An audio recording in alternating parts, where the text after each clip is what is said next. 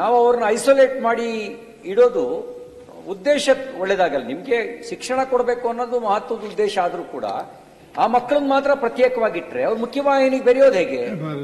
ಒಂದು ಕೀಳರಿಮೆ ಬರಲ್ವಾ ಅವರಿಗೆ? ನೋಡಿ, ಈಗ ನೀವು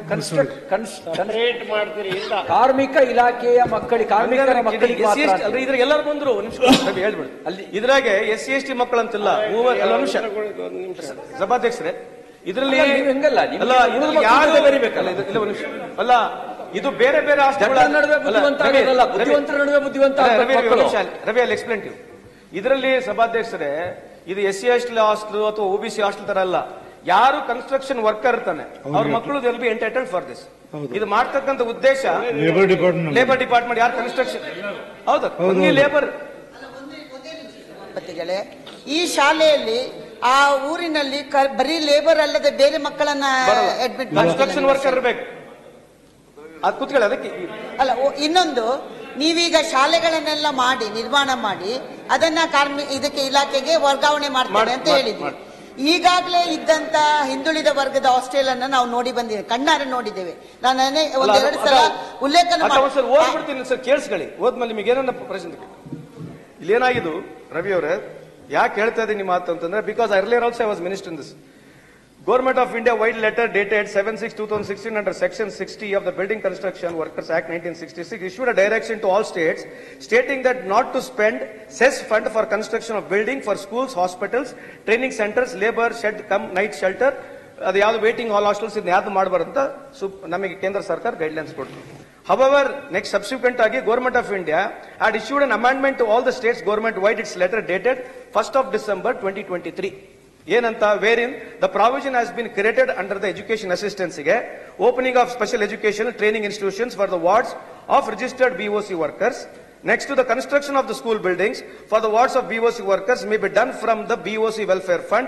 Child specific expenditure like uniform, food, books, etc. may be also borne from the cess fund ಅಂತ ಈ ತರ ಗೈಡ್ಲೈನ್ಸ್ ಇದೆ. ಹಂಗಾಗಿ ನಿಮಗೇನು ಆತಂಕ ಇದೆ, this will be definitely standard one. ಈ ಕೆಲವು ಹಾಸ್ಟೆಲ್ಸ್ಗಳು ಏನಿದಾವಕ್ಕ ಡೆಫಿನೆಟ್ಲಿ ಎಲ್ಲ ಇಲಾಖೆಯಲ್ಲಿ ಸರಿ ಇಲ್ಲದ್ರು ಕೂಡ ಕೆಲವು ರಾಷ್ಟ್ರಗಳು ಬಹಳ ಚೆನ್ನಾಗಿದ್ದಾವೆ. ನಮ್ಮ ಹತ್ರ ದುಡ್ಡು ಇರೋದ್ರಿಂದ ಅವ್ರು ಕೇಳ್ತಾ ಇದ್ದಾರೆ, ನಿಮ್ಮ ಹತ್ರ ದುಡ್ಡಿದೆ ನಮ್ಮಲ್ಲಿ. ಇವಾಗ ಸುಮ್ಮನೆ ಉದಾಹರಣೆಗೆ ಇಲ್ಲಿ ಕೇಳ್ತದೆ, ಅಲ್ಲಿ ನಮ್ಮ ಐವನ್ ಅವ್ರು ಕೇಳ್ತಾರೆ, ನೀವು ಎಷ್ಟು ಫೀಸ್ ದುಡ್ಡು ಎಷ್ಟು ಕೊಟ್ಟಿದ್ದೀರಿ ಅಂತ ನಮಗೆ ಬಂದ ತಕ್ಷಣ ಕೇಳ್ತೀವಿ. ಅದಕ್ಕೆ ಈಗ ಕಳೆದ 3 ವರ್ಷದಲ್ಲಿ 14 ಲಕ್ಷ ಮಕ್ಕಳಿಗೆ ದುಡ್ಡು ಕೊಟ್ಟಿದ್ದೀವಿ ನಾವು. 14 ಲಕ್ಷ ಮಕ್ಕಳಿಗಳು ದುಡ್ಡು ಕೊಟ್ಟಿದ್ದೀವಿ ಕಳೆದ 3 ವರ್ಷದಲ್ಲಿ. Last 3 years 14 lakh children have been given money. Again we are spending so much of money. The whole idea is ನಾವು ಕೂಡ ಬಡ ಮಕ್ಕಳಿಗೆ, ಕಾರ್ಮಿಕರ ಮಕ್ಕಳಿಗೆ ಅನುಕೂಲ ಆಗ್ಬೇಕು. ಯಾಕಂದ್ರೆ ಅವರಿಂದನೇ ಸೆಸ್ ಬರೋದು. ನಮಗೆ ಸಾವಿರಾರು ಕೋಟಿ ಸೆಸ್ ಬರ್ತಕ್ಕಂಥದ್ದು ಕಾರಣರು ಅವರಿದ್ದಾರೆ. ಆ ದುಡ್ಡು ಅವ್ರ ಮಕ್ಕಳಿಗೆ ಅವ್ರಿಗೆ ಅನುಕೂಲ ಆಗ್ಲಿಕ್ಕೆ ಕಾರ್ಯಕ್ರಮ ಮಾಡ್ತಾ ಇದ್ದೀವಿ. Further if there is anything you please tell, I am ready to listen. But ನೀವು ಕೇಳ್ತಕ್ಕಂಥ ಫಂಡಮೆಂಟಲ್ ಪಾಯಿಂಟ್, ಬೇರೆ ಇಲಾಖೆಗೆ ದುಡ್ಡು ಕೊಡ್ಲಿಕ್ಕೆ there is no provision sir. ಹಂಗೇನ ಪ್ರಾವಿಷನ್ ಸೆಂಟ್ರಲ್ ಗೌರ್ಮೆಂಟ್ ಮಾಡಿದ್ರೆ ನಾಳೆ ಎಲ್ಲರಿಗೂ ಕೊಟ್ಟು ಬಿಡಬಹುದು. If there is a provision is there is no way that can be done ಅಂತ ನನ್ನ ಅಭಿಪ್ರಾಯ. ಈಗ ರವಿ ಒಂದು ನಿಮಿಷ ಸಭಾಪತಿಗಳ ಒಂದು ಕ್ಲಾರಿಫಿಕೇಶನ್. ಈಗ ನೀವು 30 ಜಿಲ್ಲೆಗಳಲ್ಲಿ ಮಾಡಬೇಕು ಅನ್ನುವಂತ 31 ಜಿಲ್ಲೆಗಳಲ್ಲಿ ಮಾಡಬೇಕು ಅಂತ ಮಾಡಿದ್ರಿ. 31 ಜಿಲ್ಲೆಗಳಲ್ಲಿ ಈ ಶಾಲೆಗೆ ರೆಸಿಡೆನ್ಸಿಯಲ್ ಸ್ಕೂಲಿಗೆ ಬೇಕಾದಂತ ಜಾಗ ಗುರುತಿಸಿದ್ದೀರಾ? ಎಲ್ಲ ಕಡೆನೂ ಜಾಗ ಗುರುತಿಸಿದಿರಿ. ಈಗ ನೀವು ಶಾಲೆ ನೀವು ನಡೆಸೋದಿಲ್ಲ, ಸಂಬಂಧಪಟ್ಟ ಬೇರೆ ಇಲಾಖೆಗಳಿಗೆ ವಹಿಸ್ಕೊಡ್ತೀರಿ. ಇದ್ರೊಳಗಡೆ ಏನು ಅಂದ್ರೆ ಸಮಾಜ ಕಲ್ಯಾಣ ಇಲಾಖೆ, ಹಿಂದುಳಿದ ವರ್ಗದ ಇಲಾಖೆನಲ್ಲೂ ಬ್ಲೆಂಡ್ ಮಾಡಿದ್ದಾರೆ 70-30 ಹೀಗೆ. ನೀವು ಈಗ ಬರೀ ಕಾರ್ಮಿಕರ ಮಕ್ಕಳಿಗೆ ಮಾತ್ರ ಅಂತ ಮಾಡಿದ್ರೆ ಅವ್ರನ್ನ ಐಸೋಲೇಟ್ ಮಾಡಿಟ್ಟಂಗಾಗತ್ತೆ, ಅವ್ರು ಮುಖ್ಯವಾಹಿನಿಗೆ ಬರಲ್ಲ. ನೀವು ನಿಮ್ಗೇನಂದ್ರೆ ಬಟ್ ಪ್ರಾವಿಷನ್ ಆಫ್ ಆಕ್ಟ್ ಬರಲ್ಲ. ನನಗೆ ಅದೇ ಹೇಳ್ತಾರೆ, ನೀವು ಹೇಳಿದ್ ಕರೆಕ್ಟ್ ಇದೆ. ಈಗ ಅಲ್ಲ ಅವ್ರು ಹೇಳಿ what Ravi selling is valid point. You got a valid point. ಅಲ್ಲ ಇದರಲ್ಲಿ ಏನಾಗುತ್ತೆ, 80-20 ಮಾಡಬಹುದು, 70-30 ಮಾಡಲ್ಸ್ depends on how much other state ಇಲಾಖೆ ದುಡ್ಡು ಮಾಡದೇ ಇದ್ರೆ there could be a provision. Yes, there could be a provision. But still ನಾವಿನ್ನ ಮಾಡಿಲ್ಲ. 70-30 60-40 ಪ್ರಸ್ತಾವನೆ ತಿದ್ದುಪಡಿ ಮಾಡಬಹುದು. ಅಲ್ಲಲ್ಲ, ಇದು ಕಂಪ್ಲೀಟ್ ಸೆಸ್ ದುಡ್ಡು ಜೊತೆಗೆ ಬೇರೆ ಸರ್ಕಾರದ ಇಲಾಖೆ ದುಡ್ಡು ಬಂದ್ರೆ ಪ್ರಾವಿಷನ್ ಮಾಡ್ಕೋಬಹುದು. Because we are creating it infrastructure. Recurring expenditure ಬೇರೆ ಇಲಾಖೆಯವರು ಮಾಡಿದ್ರಿಂದ ಅಲ್ಲಲ್ಲ, ನೀವು ಹೇಳಿದ ವ್ಯಾಲಿಡ್ ಪಾಯಿಂಟ್ ಇದೆ ರವಿ. ಬೇರೆ ಇಲಾಖೆಯಿಂದ ರೆಕರಿಂಗ್ ಎಕ್ಸ್ಪೆಂಡಿಚರ್ ಅಂತ ಮಾಡಬಹುದು. ಅದನ್ನ ರೈಟ್ ಶೇರ್ ಬಂದ್ರೆ ಮಾಡಬಹುದು ರವಿ. ಇಲ್ಲ ಎಷ್ಟು ಮಾತಾಡ್ತೀರಿ? ಕ್ಲಾರಿಫಿಕೇಶನ್ ತಗೊಳ್ತಾ ಇದ್ದೀನಿ. ರೆಕರಿಂಗ್ ಎಕ್ಸ್ಪೆಂಡಿಚರ್ ನೀವು ಹೇಳಿರೋದು ಒಪ್ಕೊಂಡೆ, ಅವರಿಗೆಲ್ಲ ಫ್ರೀ ಆಗಿ ಎಜುಕೇಶನ್ ಕೊಡ್ತೀರಾ, ಅವ್ರಿಗೆ ಯಾವುದೇ ಫೀಸ್ ಇರೋದಿಲ್ಲ. ರೆಕರಿಂಗ್ ಎಕ್ಸ್ಪೆಂಡಿಚರ್ ಅಲ್ಲಲ್ಲ, ರೆಕರಿಂಗ್ ಎಕ್ಸ್ಪೆಂಡಿಚರ್ ಅಂದ್ರೆ ಟೀಚರ್ಸ್ ಗಳಿಗೆ ದುಡ್ಡು ಕೊಡ್ತಕ್ಕಂಥದ್ದು ಮುಂದ್ಗಡೆ BCM ಇಲಾಖೆಯಿಂದ ಕೊಡ್ತಾ ಇದ್ದಾರೆ. ಸೊ ನಾವು ಅವರಿಗೆ ಯಾಕಂದ್ರೆ ಪ್ರಾಯವಾಗಿ next how many years school will run they have to pay. ನಾವು ನಮ್ಮ ಬೋರ್ಡ್ಲಿಂದ ಕೊಡ್ಲಾರಂತ ಅಲ್ಲ, ಬೋರ್ಡ್ಲಿಂದ ಕೊಡ್ಲಾಕ ಸರ್ಕಾರ BCM ಬೇರೆ ಇಲಾಖೆಯವರು ಕೊಡ್ಲಿಕ್ಕೆ. ಅಲ್ಲಿಗೆ ರವಿ ಅವರು ಹೇಳಿದ ಪಾಯಿಂಟ್ ಕರೆಕ್ಟ್ ಇದೆ. 20, 30, 30, 70 ಮಾಡ್ಬೋದು, ರೇಷಿಯೋ ಮಾಡ್ಬೋದು. ಅಲ್ಲ, ಅದಕ್ಕೆ ನಂದೇನಂತ ಹೇಳಿದ್ರೆ 31 ಕಡೆಗಳಲ್ಲಿ ನೀವು ರೆಸಿಡೆನ್ಷಿಯಲ್ ಸ್ಕೂಲ್ಗಳನ್ನ ಮಾಡ್ತಾ ಇರುವಂತದ್ರ ಬಗ್ಗೆ ಈಗ ಉದಾಹರಣೆಗೆ ಅದೇ ಕೇಂದ್ರಗಳಲ್ಲಿ ಅಡ್ಮಿಷನ್ ಆಗದೆ 10 ಸ್ಕೂಲ್ಗಳಿದಾವಲ್ಲ, ಆ ಕಟ್ಟಡಗಳನ್ನು ಉಪಯೋಗಿಸಿ. ನೀವು ರೆಸಿಡೆನ್ಷಿಯಲ್ ಹೆಂಗ್ ಮಾಡ್ತಾರೆ ಇವ್ರು? ನಿಮ್ ಕಾನ್ಸೆಪ್ಟ್ ಕಾರ್ಮಿಕ ಇಲಾಖೆ ಮಾತ್ರ ಏನ್ ನಿಮ್ ಕಾನ್ಸೆಪ್ಟ್ ಏನು? ಅದಲ್ಲ ಅಂದ್ರೆ ಇನ್ಮೇಲೆ ಏನ್ ಮಾಡ್ಬಿಡಲ್ಲ, ಇನ್ಮೇಲೆ ಯಾವ್ದು ಸ್ಕೂಲ್ ಬಿಲ್ಡಿಂಗ್ ಇಲ್ಲಿ ಆಗೋದು ಬೇಡ, ಯಾವ್ದು ಹೊಸ ಕಾಲೇಜ್ಗಳು ಆಗೋದು ಬೇಡ, ಹಳೆ ಕಾಲೇಜ್ ಬಿಲ್ಡಿಂಗ್ ಗಳೇ ನಡೆಸಬೇಕಂಬ ಲೆಕ್ಕ ಹೇಳ್ತಾರೆ. ಇದು ನನಗೆ ಅರ್ಥ ಆಗ್ತಕ್ಕ, ನಿಮಗೆ ಅರ್ಥ ಆಗ್ಬೋದು. ನನಗೆ ಅರ್ಥ ಆಯ್ತು ಬಿಲ್ಡಿಂಗ್ ವಿರುದ್ಧ ಶಿವಮೊಗ್ಗದಲ್ಲಿ ಆಲ್ರೆಡಿ ಒಂದು ಹಾಸ್ಟೆಲ್ ಇದೆ, ನನಗೆ ಅರ್ಥ ಆಯ್ತು. ಅಲ್ಲಿ ಮಕ್ಕಳಿಲ್ಲ, ಕಟ್ಟಡ ಇದೆ, ಟೀಚರ್ಸ್ ಇದ್ದಾರೆ. ಉದಾಹರಣೆಗೆ ಆಗ ನೀವು ಇನ್ನೊಂದು ಇದು ಮಾಡಿದ್ರೆ ಅವರು ಹೇಳುದು ಹ್ಯಾಂಡ್ ಓವರ್ ಮಾಡಿ ತಗೊಳ್ಬಹುದಲ್ಲ. ಇದ್ರಲ್ಲಿ ಅಂತ ಹೇಳ್ತೀರಿ, ಮತ್ತೆ ಅದನ್ನ ಹೇಳ್ತೀರಿ ನೀವು. ಒಂದ್ ನಿಮಿಷ ಈಗ ನಮ್ಮ ಇಲಾಖೆಯಲ್ಲಿ ಒಂದು ಉದಾಹರಣೆ ಕೊಡ್ತೀನಿ. ನಮ್ಮ ಇಲಾಖೆಯಲ್ಲಿ ಪಾಲಿಟೆಕ್ನಿಕ್ಗೆ ಹಾಸ್ಟೆಲ್ಸ್ ಕಟ್ಟುವಂತ ಒಂದು ಅಭ್ಯಾಸ ಹಿಂದೆಯಿಂದ ಇತ್ತು. ಹಲವಾರು ಪಾಲಿಟೆಕ್ನಿಕ್ನ ಹಾಸ್ಟೆಲ್ಗಳು ಕಟ್ಟಿ ನಿರ್ಮಾಣ ಆಗಿ ಹಾಗೆ ಇದೆ. ಈಗ ಅದನ್ನೆಲ್ಲ ನಾವು BCMಗೆ ಹ್ಯಾಂಡ್ ಓವರ್ ಮಾಡ್ತಾ ಇದ್ದೀವಿ.